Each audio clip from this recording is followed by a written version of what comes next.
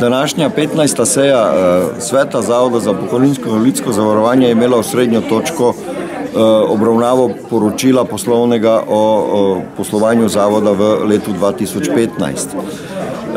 V okviru tega lahko z zadovoljstvom ugotavljamo, da so prihodki in odhodki zavoda tudi v letu 2015 bili izravnani.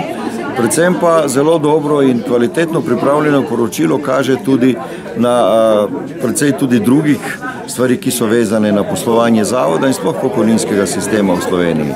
Prvo, kar je potrebno ugotoviti, je to, da poročilo kaže prvič neke pozitivne trende, ki so v letu 2015 se zgodili in sicer ki so vezani na to, da začne zmanjševati prispevek državnega proračuna za delovanje pokojninskega sistema, da se povečujejo prihodki v pokojninsko blagajno iz naslova plačanih prispevkov zaposlenih in tudi delodajalcev, kar pomeni, da se finančno stanje zavoda izboljšuje v tem smislu, da se zmanjšuje prispevek, potreba po sofinanciranju strani države.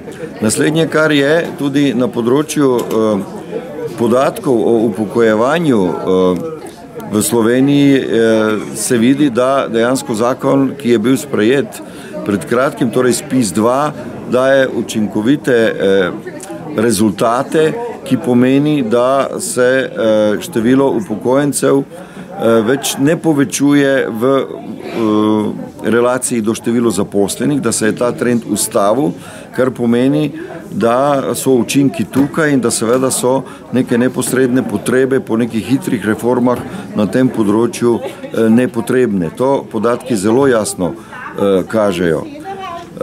Še, kar se mi zdi pomembno izpostaviti, je to, da je glede obsega dela in ciljev, ki so bili zastavljeni za leto 2015, da so pri delovanju zavoda bili doseženi, da se skrajšujejo roki za obravnavo zahtevkov in da se je to doseglo tudi ob zmanjšanju števila zaposlenih.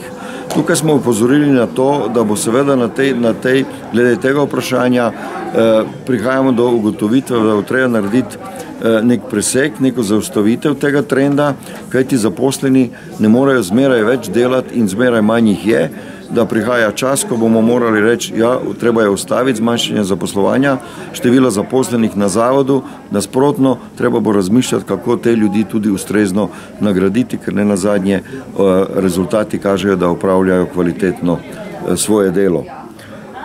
Tisto, kar je pomembno, še posebej pomembno z današnjega sveta, je to, da smo dobili na mizo oziroma na sejo predlog Zveze društev upokojencev Slovenije za izredno uskladitev pokojnin v letu 2016. Namreč tako kot lansko leto, tudi v letošnjem letu obstaja pravna podlaga za izredno uskladitev pokojnin, ker ti vemo, da je država, torej da je vlada oziroma državni zbor z sprejemom zakona o izvajanju proračuna za leto 2016 onemogočil redno uskladitev pokojnin v skladu z 106. členom zakona. Zato je danes Zveza društev upokojencev prišla na sejo s predlogom, ki jo omogoča 430. člen zakona, da se izvede izredna uskladitev pokojnin. Formalni pogoji za to so dani, postopek je pa takšen, da mora to sprejeti svet zavoda in predlagati vladi v soglasje. Ta sklep nam je uspelo sprejeti. Na tej točki lahko izrazim le upanje, da bo letos vlada reagirala drugače, kot je to naredila lansko leto, ko dejansko ni bilo nobene uskladitve pokojnin.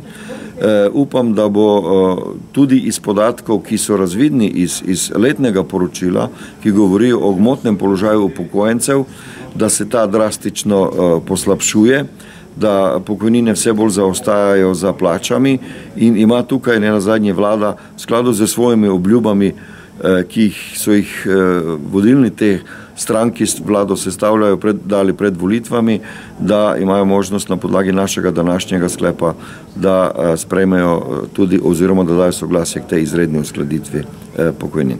Še neke točke so bile, ki so... Ja, mi smo imeli še nekaj klasičnih točk, torej imenovali smo spet nove izvedence. Sprejeli smo tudi naš program dela za leto 2016. Mi načrtujemo 5 sej v letošnjem letu.